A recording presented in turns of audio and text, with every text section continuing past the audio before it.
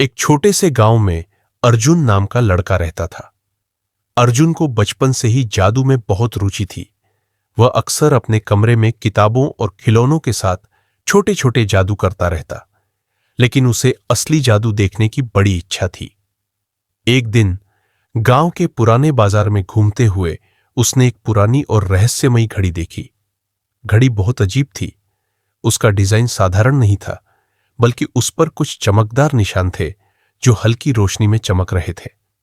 दुकानदार हंसते हुए बोला, यह कोई आम घड़ी नहीं है। जो भी इसे घुमाकर 3 बार बोलेगा, उसके सामने जो मन में ख्याल होगा वह सच हो जाएगा। अर्जुन को भरोसा नहीं हुआ, लेकिन जिज्ञासा इतनी बढ़ी कि उसने वह घड़ी खरीद ली। घर आकर उसने घड़ी को घुमाकर 3 बार बोला, मैं उड़ना चाहता हूं। अचानक अर्जुन हल्का सा हवा में उठ गया।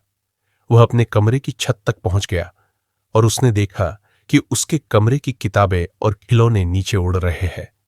अर्जुन डर और खुशी से हंस रहा था। यह अनुभव उसके लिए असली जादू जैसा था।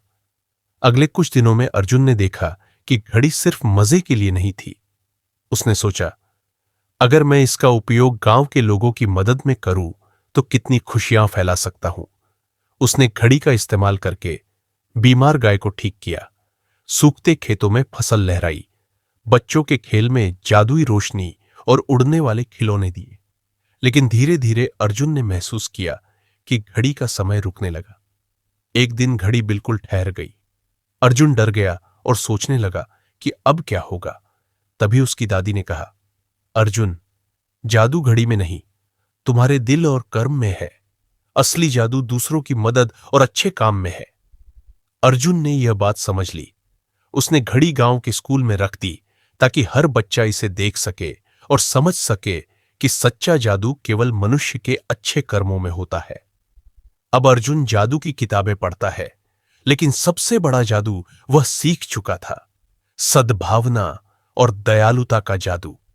और गांव के बच्चे अब भी उस घड़ी को देखकर अपने दिल में अच्छे काम करने की सोचते हैं। कहानी का संदेश, असली जादू आपके दिल और कर्मों में होता है, किसी घड़ी या वस्तु में नहीं।